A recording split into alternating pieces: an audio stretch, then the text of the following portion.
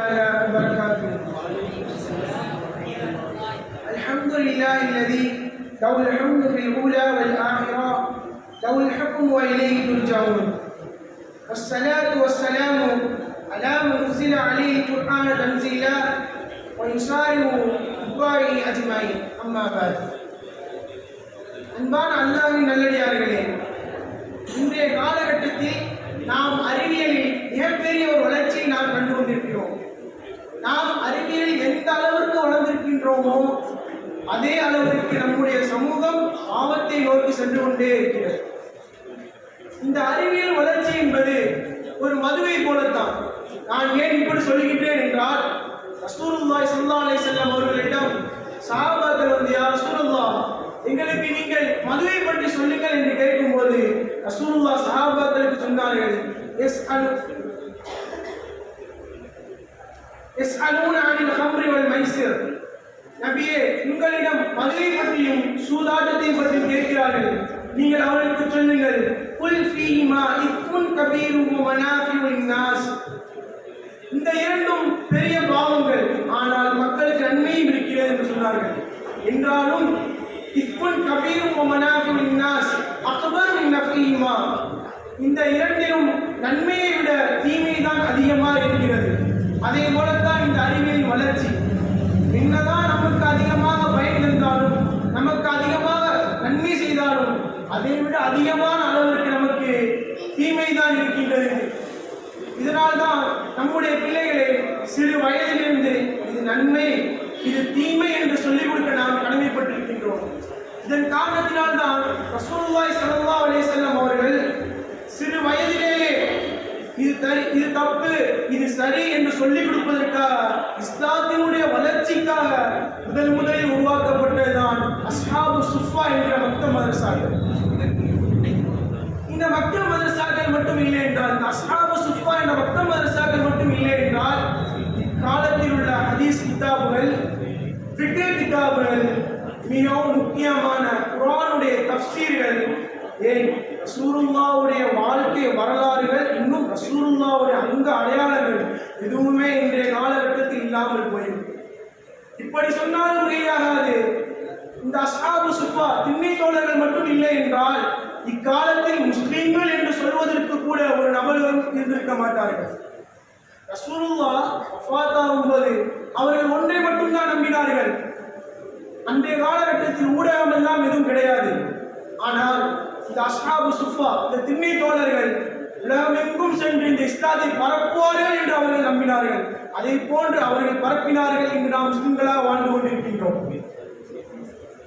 நாம் இந்த மக்த மதரசாக்களை பற்றி விளங்கியதை விட இஸ்லாத்தை எதிர்க்கின்ற எதிரிகள் இந்த மக்த மதரசாவின் சிறப்புகள் அதிகமாக விளங்கியிருக்கின்றார்கள். ஒரு யூதர் ஒருவரிடம் கேட்கப்பட்டது, இந்த இஸ்லாத்தை அழிக்கணும்னா அதில் என்ன செய்யணும் அப்படின்னு கேட்கும்போது அந்த யூதர் சொல்றாரு, முதல்ல மக்த மதரசாக்கள் அனைத்தையும் அழிக்க வேண்டும், இரண்டாவது மஸ்ஜிதுகள் அனைத்தையும் அழிக்க வேண்டும் சொல்றாரு. அவர் ஏன் முதல்ல மக்த மதரசா அழிக்கணும்னு சொன்னாரு? ஏன்னா இந்த மக்த மதரசாக்களிலே தான் சிறு வயதிலே இஸ்லாத்தை பற்றிய ஒரு ஊண்டுதல் அந்த மாணவர்களுக்கு விதைக்கப்படும். தமிழ்ல கூட அழகா ஒரு பழமொழி சொல்வார்கள், 5 வளையாது 50 வளையாது என்று சொல்வார்கள். அதே போன்று சின்ன வயதில் நாம் சொல்லிக் கொடுப்பது தான் அவர்கள் பெரு வயதில் அவர்கள் ஆணித்தரமாக இந்த இஸ்லாத்தில் இருப்பார்கள். ஏன் மங்கோலியர்கள் இஸ்லாத்தை எந்த அளவிற்கு அழித்தார்கள் என்றால், மற்ற மதரசாக்களை எல்லாம் அழித்து நொறுக்கிவிட்டு அவர்கள் மற்ற மதரசாக்களை எல்லாம் நிறுத்திவிட்டார்கள். கடைசி எந்த அளவுக்கு மற்ற மதரசாக்கள் நடந்தது என்றால், கிளப்புகளுக்கு கீழே மற்ற மதரசாக்களை வைத்தும் நடக்கும் நிலைமை வந்தது. ஸ்பெயின் ஒரு காலத்தில் இஸ்லாமியருடைய ஆட்சியில் இருந்தது. ஸ்பெயின் ஒரு காலத்தில் இஸ்லாமியருடைய ஆட்சியின் கீழ் இருந்தது. ஆனால் அங்கு 8000 பள்ளிவாசல்கள் இருந்தது. அந்த ஸ்பெயினுடைய தலைநகர் கார்தோபா என்கிற அந்த தலைநகரத்தில் 14 மிகப்பெரிய பல்கலைக்கழகம் இருந்தது. அங்கு முதலில் சிறு சிறிய மக்த மதரசாக்களை எல்லாம் ஒழித்தார்கள். பிறகு பெரிய மதரசாவை அளிக்கின்றாலும் நிலைமை வந்தது. இப்போது ஸ்பெயினில் முஸ்லீம்கள் என்று சொல்லக்கூடிய அளவு கூட அந்த முஸ்லீம்கள் யாருமே இல்லை. இதனால் தான் இந்த மக்த மதரசாக்களுக்கு நாம் அதிகமாக முன்னுரிமை கொடுக்க வேண்டும். இந்த மக்த மதரசா இன்றைய காலகட்டத்தில் எப்படி இருக்குது தெரியுமா? உலக கல்விக்கு மட்டுமே முன்னுரிமை கொடுக்கின்றார்கள். நம்முடைய பெற்றோர்களை நாம் எடுத்துக்கொண்டால் உலக கல்வி நாம் உள்ளே ஸ்கூலுக்கு சேர்க்கணும், எந்த அளவுக்கு என் புள்ள நல்லா படிப்பானா, என் புள்ள நல்லா படிக்கணும் அப்படின்னு ஒரு ஸ்கூலை பார்க்குறாங்க. அது எவ்வளவு தூரமாக இருந்தாலும் போய் சேர்க்குறாங்க. காலங்காத்தாலே எஞ்சி அரைங்குறையமா குளிச்சுட்டு அரை டவுசரையும் போட்டுக்கிட்டு அந்த ஸ்கூலுக்கு போகிறாங்க. ஸ்கூல் நல்லா இருக்கா, சார் நல்லா இருக்காங்களா, நல்லா சொல்லி கொடுக்குறாங்களா, ஸ்கூல் முடிச்சதுக்கப்புறம் என் மகன் டியூஷன் வேறு, ஸ்கூலில் படித்தது போக என் மகன் டியூஷனுக்கு வேறு. அதே அந்த பெற்றோர்கள் இந்த மக்த மதரசாவை பார்த்தால் என்னெல்லாம் சொல்கிறார்கள். மக்த மதரசா தூரமாலாம் இருக்கக்கூடாது, பக்கத்தில் தான் இருக்கும். அஜரத்தை அடிக்கலாம் கூடாது.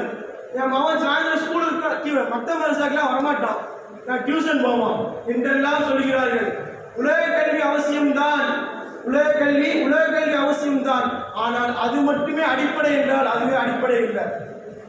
இதனால தான் ரசூலுல்லாஹி ஸல்லல்லாஹு அலைஹி வஸல்லம் எந்த மதமும் கல்வியை படிங்கள் என்று கட்டாயப்படுத்தவில்லை.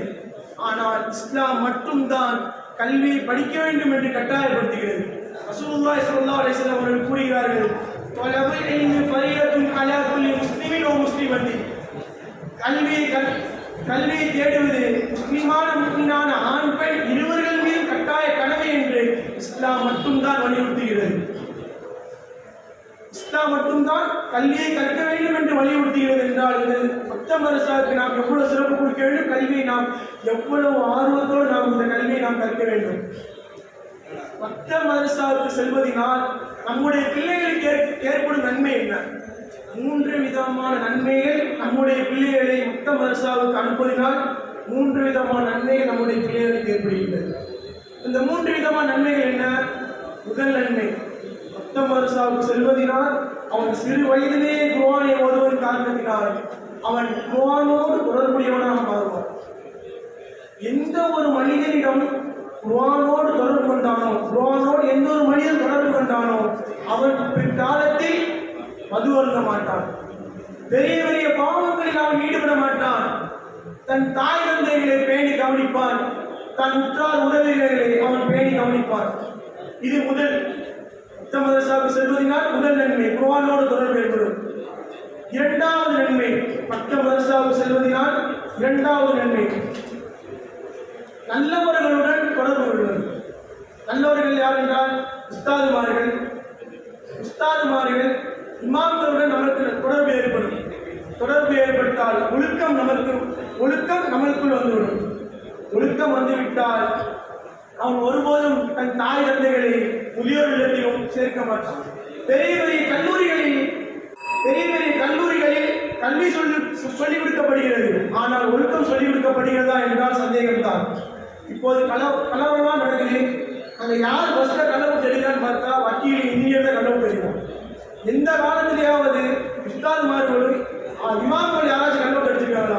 ஒழுக்கம் எவ்வளவு பெரிய கல்லூரியாக இருந்தாலும் அவங்க சொல்லிக் கொடுக்கப்படாது. மூன்றாவது, மஸ்ஜிதோடு தொடர்பு கொள்வது, பள்ளியினோடு தொடர்பு கொள்வது.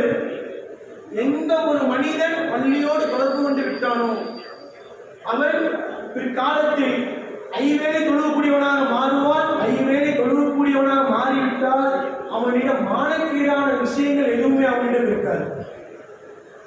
ஒருமுறை அதிகமாக அவர்களிடம் கேட்கப்பட்டது, உங்களுக்கு சொர்க்கமும் செல்லலாம், நீங்கள் பள்ளிக்கும் செல்லலாம், நீங்கள் எதை தேர்ந்தெடுப்பீர்கள் என்று கேட்டபோது அதிகமாக அவங்க சொன்னார்கள், நான் பள்ளியை தான் தேர்ந்தெடுப்பேன் என்று சொன்னார்கள். அப்போது அவரிடம் கேட்டார்கள், நீங்க சொர்க்கத்துக்கு போனால் சந்தோஷமா இருக்கலாமா, நல்லா வாழலாமா, நீங்க ஏன் பள்ளியை தேர்ந்தெடுக்கிறீர்கள் என்று கேட்டபோது அதிகமாக அவங்க சொன்னார்கள், நான் சொர்க்கத்தை தேர்ந்தெடுத்தால் என் நஃப்ஸ் சந்தோஷப்படும், நான் சந்தோஷப்படுவேன். ஆனால் நான் பள்ளியை தேர்ந்தெடுத்தால் என்னுடைய ரப்பு சந்தோஷப்படுவான் என்று அதிகமாக அவங்க சொன்னார்கள். நாம் பள்ளியோடு தொடர்பு கொண்டால் அல்லாஹ் சந்தோஷப்படுகின்றான் என்றால் எந்த ஒரு நபர் பள்ளியோடு தொடர்பு கொண்டு விட்டால் அவன் அல்லாஹ்வோடு நெருக்கமாகிவிடுவான்.